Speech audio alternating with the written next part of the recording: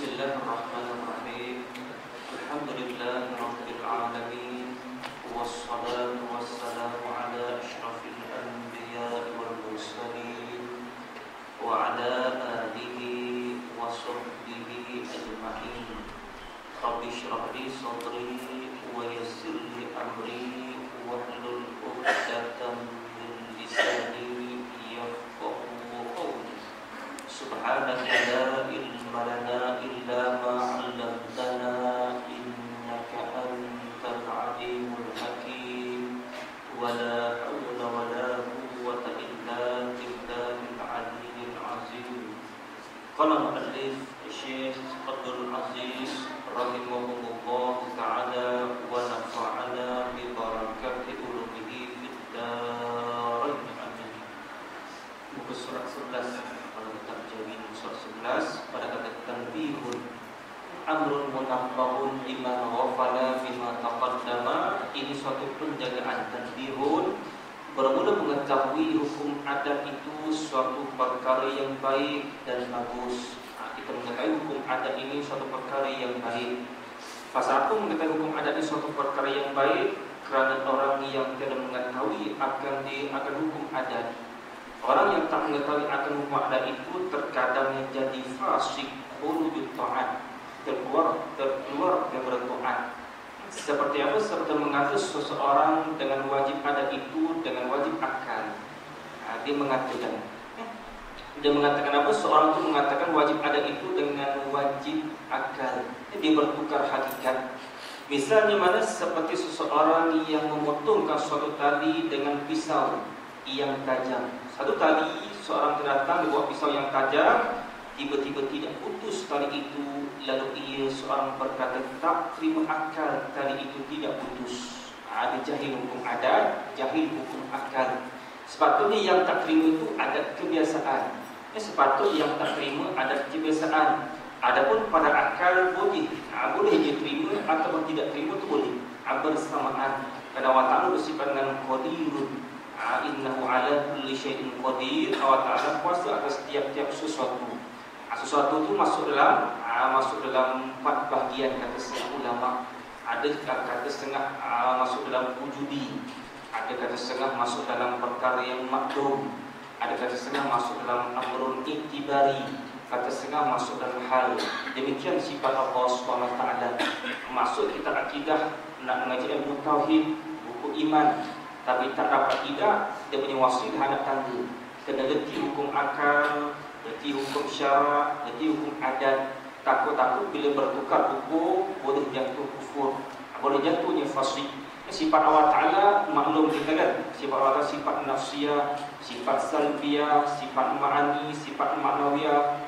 4 sifat ini dibagi kepada 4. Sifat yang wujudi, sifat yang amrun iktibari, sifat bazahal ataupun sifat makdum.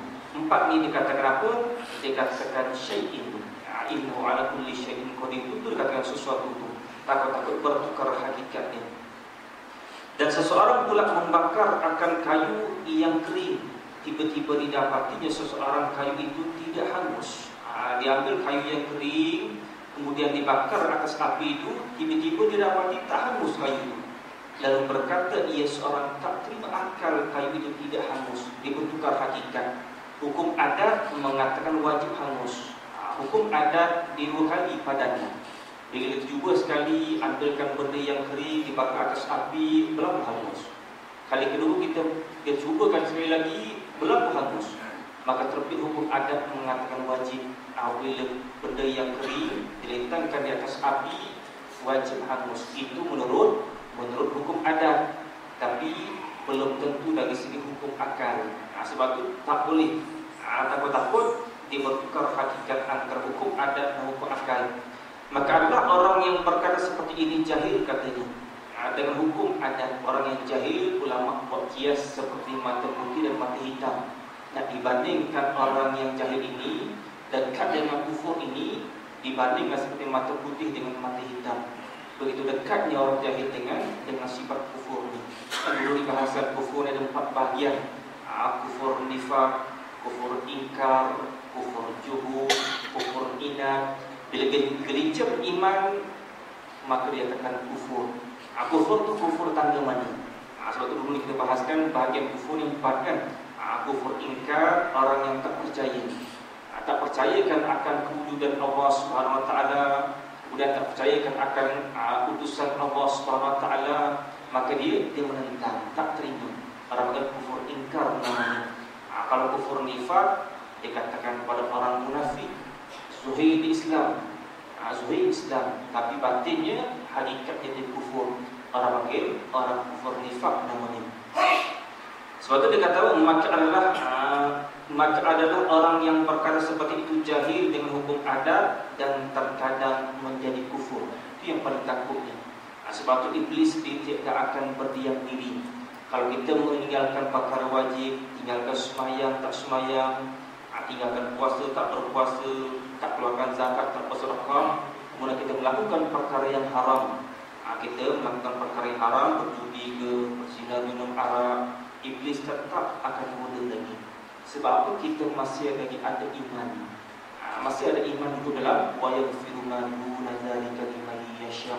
Tetap akan mendapat keampunan daripada Allah Subhanahu Wa Taala akan datang.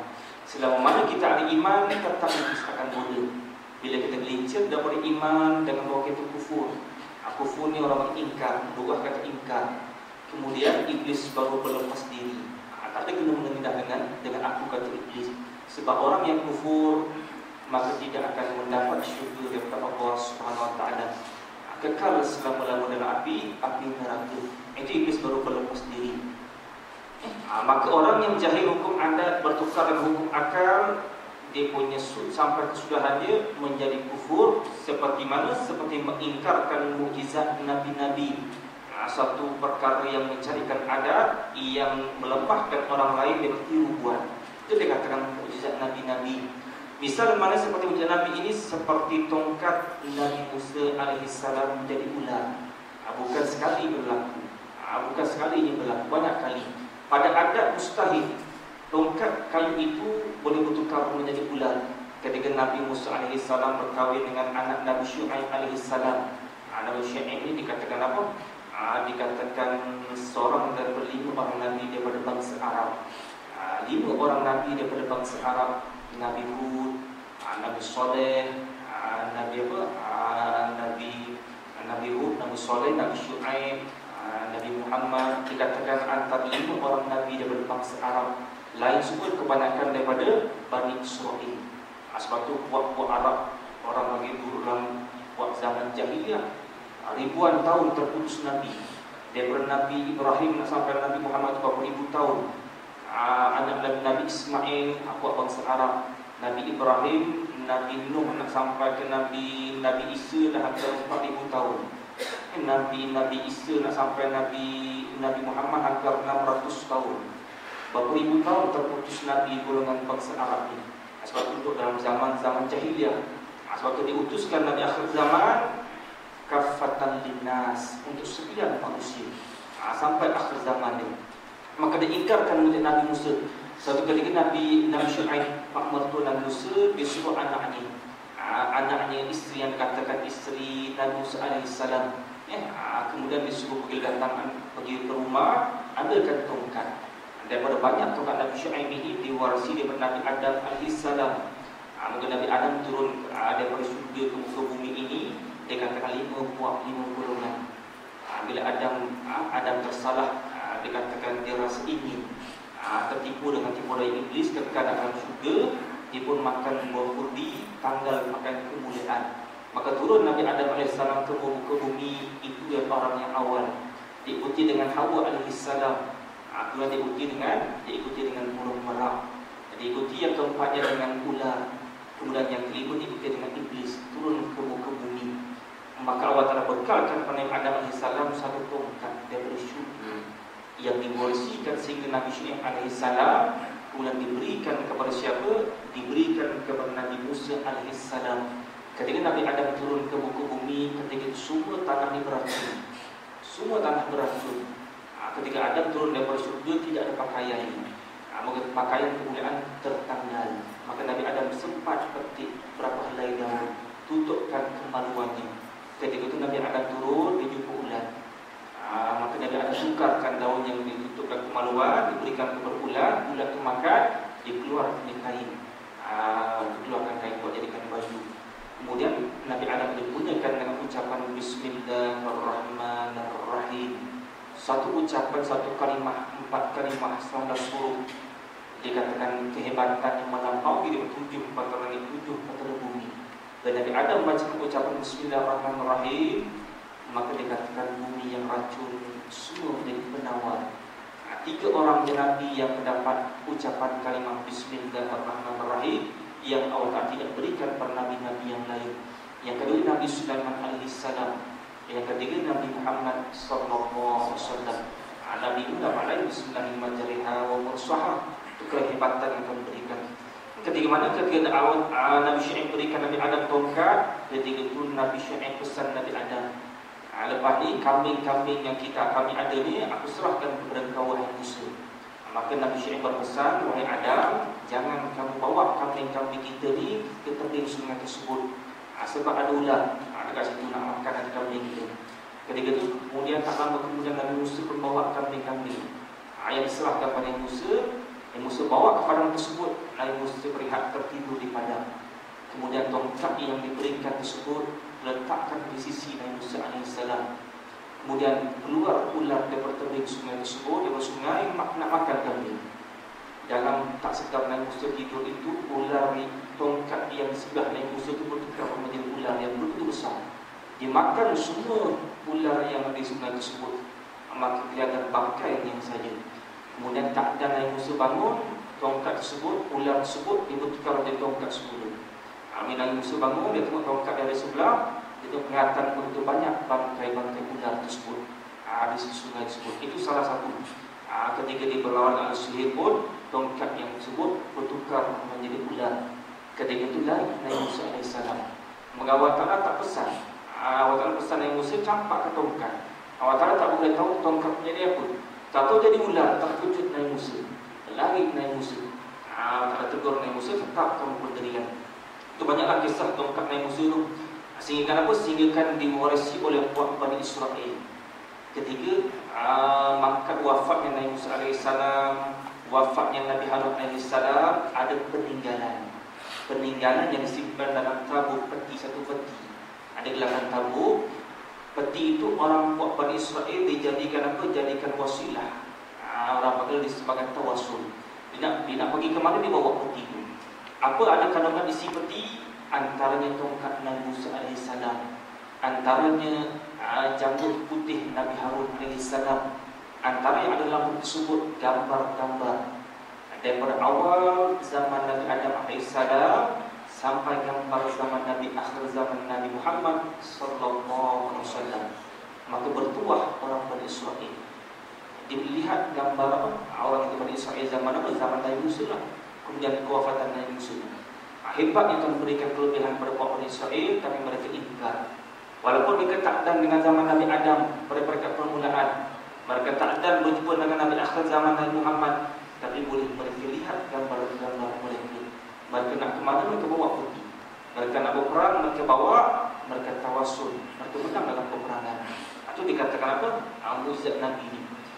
Kemudian dan Nabi Ibrahim tidak hangus dibakar oleh Nabi qala ya narukuni bardan wa salaman, kata Allah SWT hikayat perkataan Nabi Ibrahim alaihissalam kan. Dia katakan apa? Sehelai pun tidak hangus. Kemudian apa? Anak Namrud.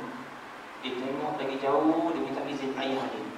Ayahnya Namrud nak minta izin tengok Nabi Ibrahim. Dia dekat lagi, adakah sudah terbakar atau tidak. Dia tengok orang dalam, dia tengok Nabi Ibrahim berjalan-jalan di tengah api yang begitu besar. Pelik, ajib. Padahal Namrud ini seorang raja yang dikatakan dalam kitab sirah, dia boleh perintah satu bumi. 4 dalam kitab sirah 4 orang daripada awal zaman Nabi Adam sampai zaman Nabi akhir zaman. 4 orang saja boleh perintah satu dunia, utara, selatan, timur, barat. Antara siapa? 2 kafir, 2 Islam. Siapa orang kafir? Antaranya Raja Namrud. Jutaan bala tentera, berbulan diperintahkan rakyat dia kumpulkan kayu api, nak bakar Nabi Ibrahim alaihissalam. Maka ayah Nabi Ibrahim pun terlibat dalam pembakaran Nabi Ibrahim alaihissalam. Juga ayah dia kerja buat apa? Kerja buat berhala patung. Disuruh Nabi Ibrahim jualkan patung berhala ni. Nabi Ibrahim dia orang yang cerdik. Siapa nak beli Tuhan yang bisu? Siapa nak beli Tuhan bisu, Tuhan pekat buli, lada hingga pun tak boleh nak tepis. Ayah dia tahu dimarah. Ayah tahu nak dimarah. Tapi yang dia terlibat sama tu nak bakar Nabi Ibrahim alaihissalam tu. Maka dengan izin Allah Ta'ala, makam Nabi Ibrahim dia kata Khalilullah. Khalilullah. Maka sikit pun Nabi Ibrahim tak minta pertolongan, sekalipun dengan malaikat Jibril alaihissalam. Dan pisau yang tajam tidak memutuskan tengkuk Nabi Ismail alaihissalam. Ini dikatakan susur galur Nabi bangsa Arab ni. Tapi selalu di sini kan, anak Nabi Ibrahim, Hajar dengan isteri muda, anaknya dapat Nabi Ismail alaihissalam. Ini dikatakan bermula dari sini, turun sampai Nabi akhir zaman, Nabi Muhammad sallallahu alaihi wasallam. 5 je golongan Nabi daripada bangsa Arab. Yang lain kebanyakannya daripada Bani Israel. Ketika itu Nabi Ibrahim dia bermimpi 3 hari 3 malam berturut-turut. Malam pertama dia mimpi sembelih unta 200 ekor. Ada perintah kepada Nabi Ibrahim. Malam yang kedua dia bermimpi benda yang sama. Terperintahkan Nabi Ibrahim sembelih unta 200 ekor. Sampai malam ketiga pun benda yang sama berlaku. Masuk malam yang keempat, maka Nabi Ibrahim mimpi Allah perintahkan sembelih anak isteri Nabi Ismail alaihissalam. Qala ya bunai inni ara fil manam, kata Allah SWT hikayatkan perkataan Nabi Ismail.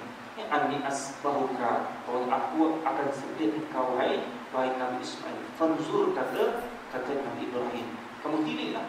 Nabi Ibrahim dia tanyakan kepada anaknya Nabi Ismail, bagaimana fikiran kamu wahai Nabi Ismail? Allah Ta'ala mimpikan berikan kepada aku nak sembelih engkau wahai Nabi Ismail.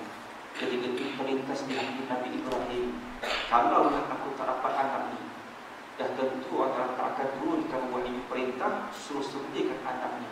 Moga kasih sayang seorang bapa kepada anaknya. Demikianlah. Kemudian Nabi Ibrahim mengatakan, Nabi Ismail mengatakan, awal ayahku, qala ya abati if'al, kamu buatlah. Awal ayah Ibrahim, kamu buatlah. Aku yang Tuhan, aku yang Tuhan perintahkan kepada kamu wahai Nabi, wahai ayahku Nabi Ibrahim. Satu ini insyaallah minas sabirin, sesungguhnya nanti kamu akan dapat lihat setengah daripada orang yang sabar, kata Nabi Ismail alaihissalam. Jadi dibawakan Nabi Ibrahim bawakan anaknya Nabi Ismail bawa di Bukit Mina. Ketika itu apa? Datang iblis nak menggoda. Ini bukan mimpi daripada Allah SWT. Maka Nabi Ibrahim lontarkan dengan batu. 3 kali dilontarkan. Kemudian sebab itulah kita mengerjakan apa? Ibadah haji. Maka kita mengerjakan ibadah haji sempurna disyariatkan apa? Sempurna kisah Nabi Ibrahim alaihissalam. Dilontarkan biji batu pada iblis yang nak mengganggu. Kali pertama datang jumpa ayahnya, datang kepada anaknya, datang kepada ibunya. Sebab 3 kali dilontarkan biji batu kepada iblis alaihissalam. Maka bila sampai di Bukit Mina, maka disembelih Nabi Ibrahim, diikatnya tangan Nabi Ismail.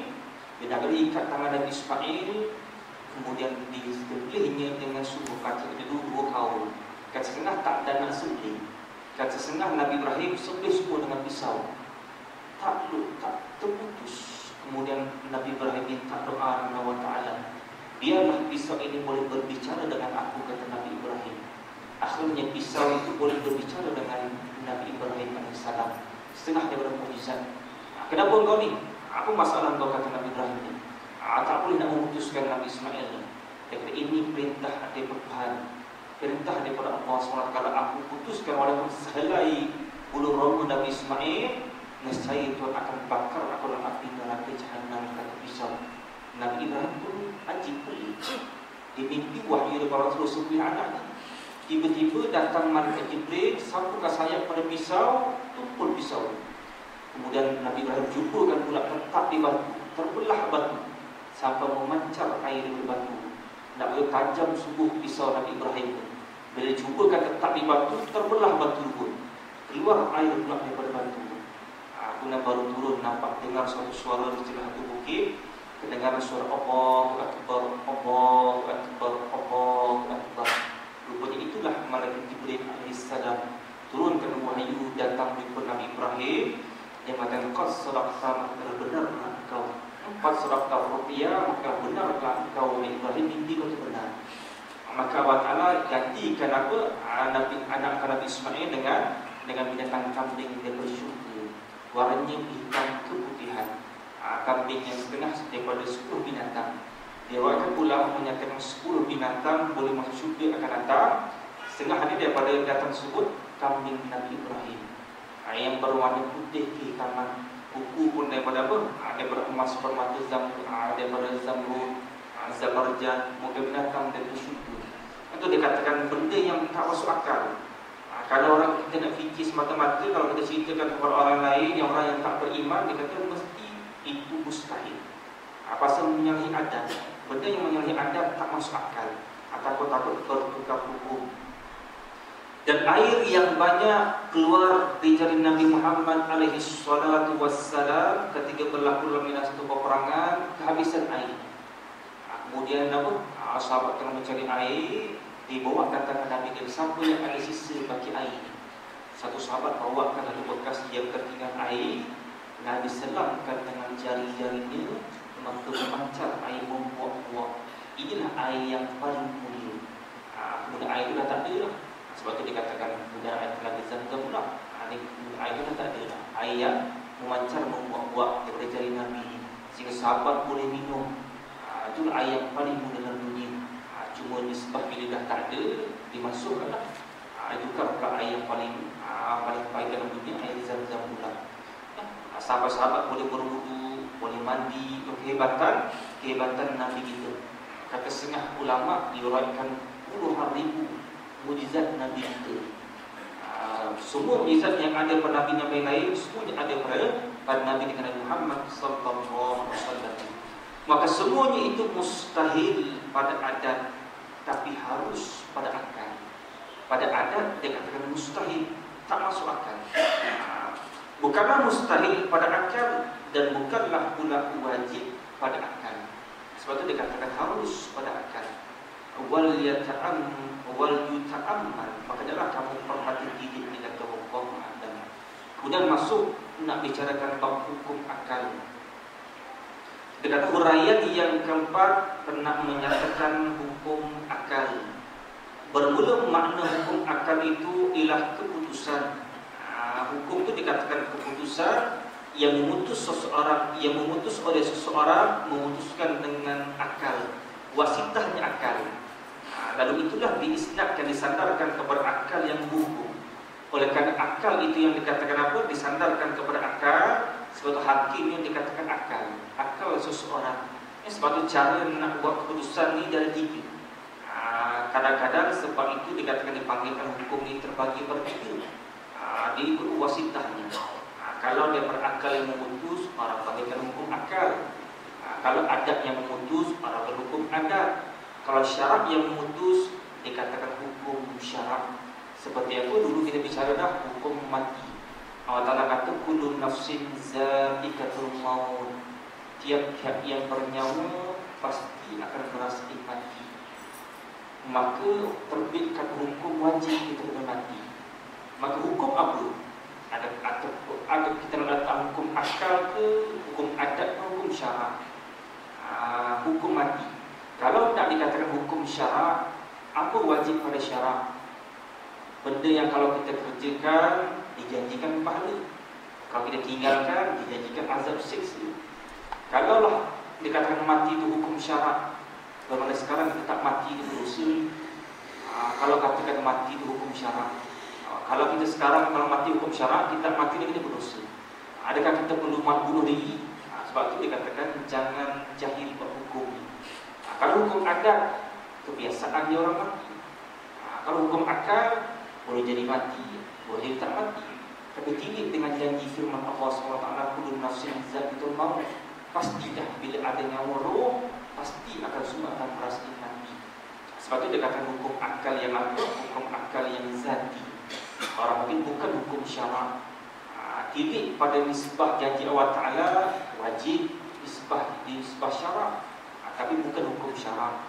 Itu dikatakan suatu hukum ketetapan yang Tuhan berikan kepada umatnya, Tuhan berikan kepada hamba-Nya, tapi tidak dijanjikan balasan. Bukan kata ada pahala, bukan kata dapat dosa. Itu dikatakan kematian berhukum syarak dulu. Di sini nak bicarakan hukum akal, dia kata memutus oleh seseorang dengan akal fikiran yang membetuli bagi perkara-perkara yang difikir itu. Kadang-kadang akal memutus tapi tak membetuli perkara yang sebenar. Ada juga kadang-kadang akal memutus tapi tak membetuli dengan perkara yang sebenar. Sebab itu dikatakan, nak dikatakan akal ini akal yang sempurna. Akal yang sempurna. Dan hukum akal itu 3 perkara. Dibagikan hukum akal 3 bahagian, iaitu 3 perkara yang apa? Iaitu wajib pada akal. Yang pertama hukumnya wajib pada akal, yang kedua mustahil pada akal, dan ketiga dikatakan harus pada akal. Kalau nak sebab ibarat, lebih aula dikatakan jaiz. Sebab wajib ini Arab, mustahil pun Arab. Tiba-tiba Melayu pula yang ketiga harus. Nak ikutkan yang kalau nak muafakat pada ibarat wajib, mustahil, jaiz. Tapi tak boleh diselitkan Melayu harus akal. Serupa dengan hukum adat, wajib pada adat, mustahil pada adat, jaiz atau harus pada adat. Dan pengenalan atau takrif wajib pada akal. Kemudian bila dah bicarakan 3 bahagian hukum akal, kita nak reti pula apa takrif wajib pada akal. Untuk kita nak kenal satu-satu perkara, kena reti pengenalan. Apa takrif itu? Apa dia punya pengertian takrif? Maka ulama mengatakan pengertian takrif ini makanat ma'rifatuhu sababan li ma'rifatil mu'arraf. Benda yang kita nak kenalkan ni kena apa? Kena benda tu tidak boleh ada ihtimal. Itu dikatakan takrif. Maka takrif wajib ni apa? Takrif wajib pada akal itu iaitu barang yang difikirkan dengan akal tentu sungguh. Tentu sungguh ia barang tersebut. Itu dikatakan wajib pada akal. Ma la yatasawwaru fil aqli adamu. Itu takrif kalau kita Arab, dikatakan ma la yatasawwaru. Barang yang tak tasawwur, tak boleh nak tersilar kata barang itu tidak ada. Akal tak terima kata benda itu tidak ada. Bermakna benda wajib ada. Bermakna benda itu mesti ada. Orang bagi wajib pada akal. Sebab itu dia katakan barang yang difikirkan dengan akal tentu sungguh ia barang, kerana barang itu sungguh diri barang tersebut. Bila kita kata orang tanya Allah Ta'ala ada ataupun tidak, pasti semua orang jawab ada. Ada Allah Ta'ala itu sungguh ataupun tidak. Itu dikatakan persoalan yang dulu, persoalan yang lain. Kadang-kadang kita nisbah, kita kena fikir bahawa hukum adat masuk ke hukum akal. Kamu kata ada, soalan pertama ada Allah Ta'ala itu ada ataupun tidak, pasti semua jawab ada. Semua jawab ada. Kemudian ada Allah Ta'ala itu ada ataupun tidak, semua ke tidak, ataupun ada atau tidak. Itu yang pertama dibicarakan zat. Zat Allah Ta'ala ada atau tidak, Allah Ta'ala ada atau tidak, itu bicarakan soal zat. Pasti semua akan menjawab ada. Kemudian ada Allah Ta'ala itu ada atau tidak, itu bicarakan wujud. Sifat yang pertama akan datang dibicarakan wujud. Maka wujud ni siapa yang menghukumkan? Akal yang menghukumkan. Akal yang menghukumkan. Sifat 20 ni akal yang menghukumkan. Maka ada soalan yang kedua itu jawabnya tidak ada. Ada Allah Ta'ala itu ada atau tidak, maka jawab tidak ada. Kerana sifat wujud ni bukan sifat wujudi. Sifat yang pertama wujud, artinya ada. Ada Allah Ta'ala itu bukan sifat wujudi, bukan benda yang bangsa ada. Tak boleh nampak dengan mata kepala. Kalau dibuka hijab tak boleh nampak. Maka sifat wujud ni dia khilaf 2 ulama. Kata setengah sifat nafsiyah, kata setengah sifat hal. Sifat nafsiyah sifat yang bangsa diri. Sifat hal dia lebih kurang dengan sifat amrun iktidari. Cuma martabat sifat hal dia tinggi sedikit. Benda yang tidak ada, cuma orang faham dan akal fikiran, itu dikatakan sifat hal. Umpamanya kalau kita nak misal sehelai kertas lah, bandingan sehelai kertas. Maka zat Kalau pada makhluk lah tengok pandangan. Maka zat itu kena pada kertas. Kertas itu kena pada zatnya. Putih yang ada pada kertas, kita buat misal salah kertas A4 yang warna putih. Maka putih yang ada di kertas, orang panggil apa? Sifat ma'ani. Kalau sifat ma'ani pada makhluk, dia boleh dapat dengan panca indera yang lima, dia kata sifat ma'ani. Putih dapat dengan sifat kulihat. Maka putih sifat ma'ani. Maka putih itu orangnya sifat yang wujudi. Demikian sifat ma'ani wa ta'ala. Kalau dibukakan hijab, kita boleh nampak sifat ma'ani wa ta'ala. Qudrah, irada, ilmu, hayat, sama pasal, kadang. Itu dikatakan sifat ma'ani. Maka nipis yang ada di kertas, orangnya sifat amrun iktibari. Benda yang tidak ada. Kalau kamu kata benda itu benda yang ada, cuba tunjukkan di mana diri nipis. Tak pula dibuktikan. Cuma orang faham saja. Dibuatkan selai kertas warna putih, orang faham, oh, selai itu nipis sifat ini. Nipis itu benda masa ada, tidak ada. Kalau benda yang masa ada wujudi, cuba tunjukkan diri nipis. Orang tak boleh tunjuk. Yang ada di diri kertas. Cuma orang faham. Itu orang martabat amrun iktibari namanya. Adapun sifat hal, martabatnya tinggi sedikit. Antara amrun iktibari dan sifat hal, martabat sifat hal tinggi. Buat misalnya seperti bentuk. Bentuk segi empat. Bentuk dengan nipis mana lebih suhi di fikiran kita? Ditunjukkan selai kertas yang A4, selai kertas A4, bentuk segi empat dengan nipis mana lebih suhi di akal fikiran? Tentu bentuknya lebih suhi. Bermakna martabat sifat hal ini lebih tinggi sedikit. Maka persoalannya, adakah Tuhan menjadikan nipis? Adakah Tuhan menjadikan bentuk segi empat? Adakah Tuhan menjadikan bentuk segi empat ataupun nipis? Allah Ta'ala tak menjadikan. Man khalaqa as-sama, siapa yang menjadikan antara bumi dan langit? Bukan bumi dan langit. Adakah Tuhan menjadikan antara bumi dan langit? Adakah Tuhan menjadikan? Tuhan tidak menjadikan antara bumi dan langit. Yang Tuhan menjadikan bumi dan langit sebenda yang tidak ada. Demikian nipis dan kertas. Demikian nipis dan bentuk segi empat. Sebab apa? Takluk qudrah tidak bertakluk kepada benda yang mustahil. Qudrah tidak bertakluk pada benda yang wajib. Takluk qudrah bertakluk benda yang jaiz, benda yang harus saja. Nipis bukan benda yang wujudi. Nipis bukan benda yang masa ada. Sifat segi empat itu bukan benda yang masa ada. Yang adanya kertas. Orang panggil mungkin mutaqabilan namanya. Benda yang berlawanan. Demikian sifat Allah Ta'ala. Bila kita reti dah empat sifat ni, kita reti dah hukum akal, hukum ada, hukum syarak, kita berkias nisbah bagi zat Allah SWT. Bila dibuka hijab setengah daripada pendapat al-sunnah wal jamaah, kalau tangan al-syurga akan datang boleh melihat zat Allah Ta'ala satu sifat. Sifat yang mana kita melihat? Bukan semua sifat itu kita boleh melihat Allah Ta'ala. Yang kita melihat hanya sifat wujudi, sifat ma'ani saja. Kemudian sifat salbiyah, benda yang tidak ada, benda makhluk. Allah Ta'ala bersifat dengan sifat bapa kekal. Mana ada diri kekal? Tidak ada.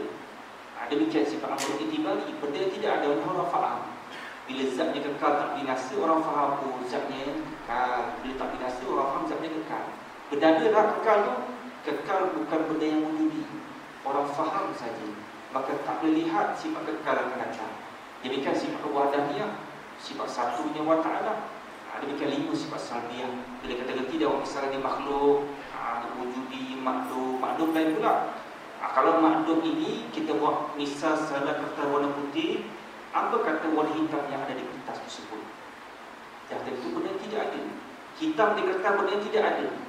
Bila benda yang tidak ada, orang yang benda makhluk, benda mustahil, tak terima akal. Akal tak terima. Kata benda itu ada. Orang mati benda yang makhluk, jawabnya benda yang mustahil. Kita nak hukum apa benda mustahil? Kita nak hukum kodim ke? Kita nak hukum baru ke?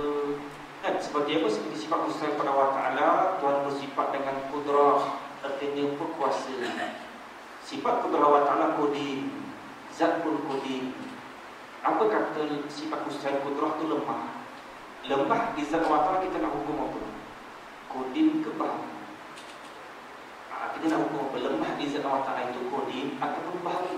Kita kena faham sifat lemah itu sifat makhluk. Benda mustahil, benda yang tidak ada sama sekali zat. Bila benda tidak ada, tak boleh kita nak hukum. Tak boleh kita nak hukum. Bahawa dia tidak baru, tidak boleh. Demikian pada misal kita makhluk anak yang orang mandul.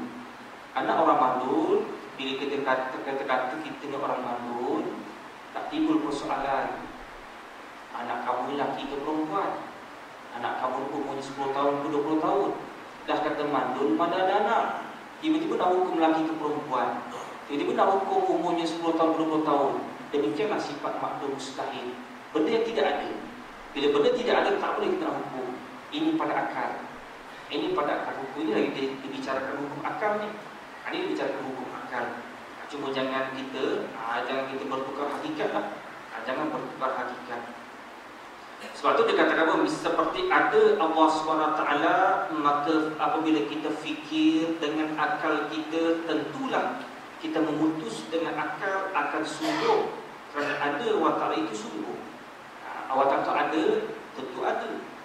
Kemudian naik satu lagi martabat. Ada Allah Ta'ala itu sungguh ataupun tidak. Itu dikatakan baru memutus. Ada tu sampai tahap apa? Tak terima tidak ada. Baru itu wajib akal. Ada Allah Ta'ala sampai tahap apa? Tak terima balik tidak. Itu baru dikatakan wajib pada akal. Kalau dikatakan ada Allah Ta'ala, ada tu boleh jadi macam tak ada.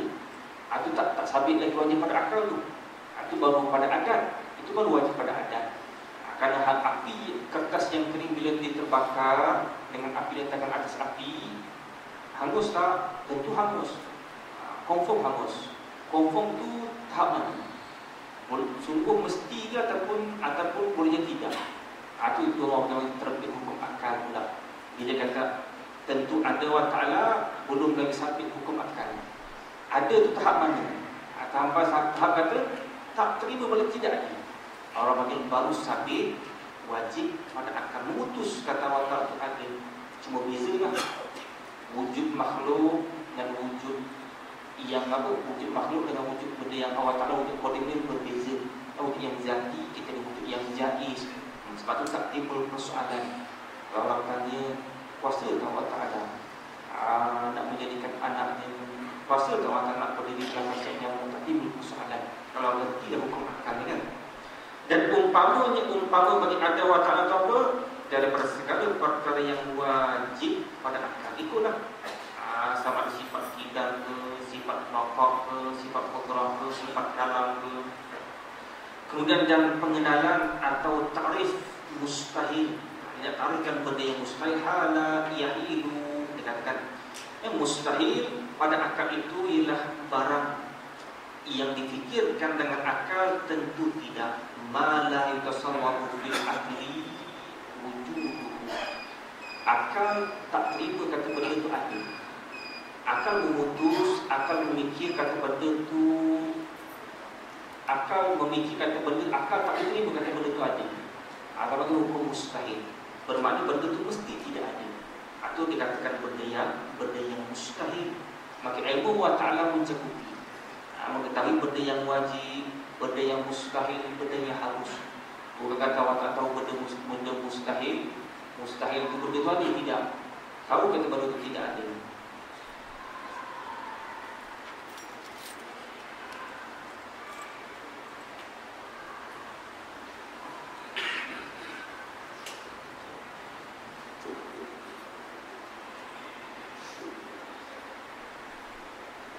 Allah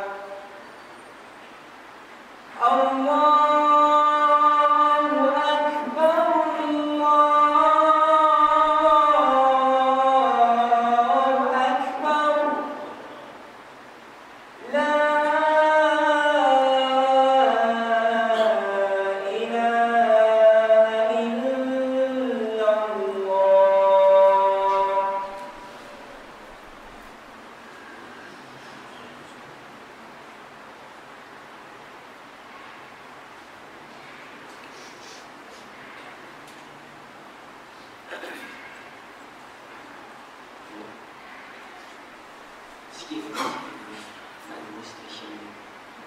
Dia kata apa? Ta'rif mustahil pada akal ialah barang yang difikirkan dengan akal, tentu tidak. Kerana barang yang kita fikir itu tidak seperti tiada ada Allah Ta'ala. Tidak ada Allah Ta'ala yang akal mungkin kata benda yang mustahil. Ini setengah daripada golongan apa? Golongan buat dahri. Wa ma yuhlikunakan illa dahri. Ini setengah daripada golongan kalau zaman sekarang orang lupa komunis kan? Orang yang berpegang dengan tidak ada Tuhan, masa yang menentukan segala-galanya, masa yang menentukan segala-galanya. Berlaku dulu lama dah zaman Imam Abu Hanifah, dia berdebat dengan puak yang berpegang hakikat yang tidak ada Tuhan. Dia berpegang kata masa untuk segalanya, lama dah berlaku. Sampai sekarang puak ni digelarkan apa? Dia tukar nama, bukan puak dahari sekarang, orang yang puak komunis. Dia memegang dengan bahawa kepercayaan pertuhan itu tidak ada. Satu ketiga apa? Dipertanyakan apa? Hamad ni guru Imam Abu Hanifah. Hamad ni ketika itu dah hari ini dimintakan khalifah bawa datang Hamad, aku nak berhujah. Ketika itu habis pulang negeri Iraq dia berhujah, semua kalah. Hamad pun minta tangguh. Risau juga ni. Ramai sahabat-sahabat dia berhujah, semua kalah. Hamad minta tangguh, esok mau datang. Malam tu dia bermimpi kebun yang luas, kemudian apa? Dihiasi dengan taman-taman pokok-pokok. Keluar seekor babi khinzir dari berhujung taman kampung, makan pula buah pokok tersebut. Tinggal pokok sepuhun. Keluar harimau, dimakan babi, tangkap makan babi. Malam tu dia mimpi. Ketika datang Imam Abu Hanifah, ketika itu masih kecil, masih muda lagi Imam Abu Hanifah, maka diajarkan Imam Abu Hanifah ini ilmu takdir mimpi. Kelebihan yang terberikan kepada Imam Abu Hanifah. Sebab itu dalam ada satu kaul dari Imam Abu Hanifah, dia menghukumkan ibu musta'mal najis. Ketika itu dihukum dalam keadaan dikasyaf. Didampak air orang yang buat maksiat, air orang pasuhan mandi wajib ini hitam warna. Tapi bukan kalau utama kan. Dia hukum ketika dikasyaf. Didampak air tersebut. Ketika itu apa? Dia ringkaskan cerita. Buat dahri ini kata, bila berhimpun di Masjid Jami', dahri ini bertanya, siapa yang akan berhujah berdebat dengan aku, kata dahri ini. Imam Abu Hanifah ketika masih kecil, dia pegang tangan kanan dia pegang kasut gurunya, tangan kiri dia pegang kasutnya. Dengan siapa yang tahu dia akan jawab. Dia kata ramailah para alim ulama dengan serban yang besar, dengan baju yang besar, jubah suit yang mewah, tewas di tangan aku. Dulu zaman dulu alim ulama pakaian dia serbannya besar, serbannya orang meter, dengan bajunya besar, memang adat orang dulu. Pakaian dia pula alim ulama, pakaian suit dia berbulu, suit tu semua telah tewas. Mula kau budak kecil nak berhujah dengan aku, kata pada hari ini. Soalan dia pertama mengatakan, kamu percaya ada Allah Ta'ala? Bahkan kamu semua percaya. Kalau ada, di mana tempatnya? Dari mengatakan persoalan, kalau ada, di mana tempat Allah Ta'ala? Dikiaskan benda kodim dengan benda makhluk. Kalau ada, kamu percaya ada di mana? Tak masuk akal. Benda ada tapi tak bertempat. Wa fi anfusikum afala tubsirun. Ada pada diri kamu itu tadi. Kamu tak nampak tu. Dia kata, kamu percaya kamu ni ada nyawa roh. Bahkan dia percaya dia benar roh kamu. Tapi yang kau dah tak dia awak. Percaya ada roh. Benda yang baru makhluk, benda mungkin pun tak tahu tempatnya. Ini kan pula benda yang kodim, lagi tidak pada tempat. Dia kata apa? Apa yang dahulu daripada Allah Ta'ala, apa yang kemudian daripada Allah Ta'ala, tanya pada hari ini. Maka Imam Abu Hanifah mengatakan, dalil ada tidak pada diri kami.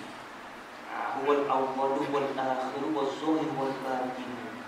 Kamu tengok jari kamu, apa yang sebelum daripada ibu jari, apa yang kemudian terjadi kelingking. Tidak ada kata dah. Demikianlah Allah Ta'ala. Tidak ada yang mudah daripada dia, dan tidak ada yang kemudian daripada Allah Ta'ala. Itulah dikatakan bersifat dengan kidam dan bersifat dengan baqa. Kemudian akhir sekali, kalau betul lah kamu percaya ni, sekarang Tuhan tengah buat apa? Apa kelakuan Allah Ta'ala sekarang ni? Kata dahari. Namun kata Imam Abu Hanifah masih kecil, dia kata kamu dah terbalik di dahari. Sepatutnya orang yang bertanya duduk di bawah, orang yang menjawab duduk di atas, tapi engkau duduk atas mimbar. Kalau nak aku jawab, kau turun dari mimbar, aku naik atas. Kalau aku jawab, kata Imam Abu Hanifah. Imam Dahri pun turun dari mimbar. Imam Abu Hanifah dikatakan apa? Nu'man bin Sabit namanya. Setengah daripada golongan tabi'in Imam Abu Hanifah. Lebih tua daripada Imam Malik dan beberapa orang sahabat Imam Abu Hanifah. Jadi naik atas mimbar, dia kata, wahai Dahri, kalau nak tahu awak nak buat apa, awak akan turunkan benda yang batil. Awak akan naikkan benda yang hak sebenar. Inilah kelakuan Allah Ta'ala, perbuatan Allah Ta'ala sekarang ini. Kau turunkan benda yang batil, kau naikkan benda yang hak sebenar. Pendiam buat Dahri, tewas buat Dahri. Itu dikata dikiaskan. Dia dijahil bab hukum apa? Bab hukum akal ada ini. Maka bila kita fikir dengan akal kita, tentu kita menghukum ataupun kita memutus dengan tidak, pasti tidak. Kata waktu tidak ada itu pasti tidak, mustahil. Ketidak ada Tuhan itu tidak, dan umpama tidak ada Tuhan itu daripada segala perkara yang mustahil pada akal. Serupa Tuhan kata, serupa Tuhan serupa dengan makhluk, benda yang mustahil. Tuhan bertempat berdiri, semua benda yang mustahil tak terima pada akal, tidak sama sekali. Tak terima itu sampai tahap mana? Sampai akal memutus tidak sama sekali. Itu baru dikatakan mustahil pada akal. Dan beza dengan mustahil pada akal. Kemudian dan pengenalan atau ta'rif halus pada akal ialah barang yang dipikirkan.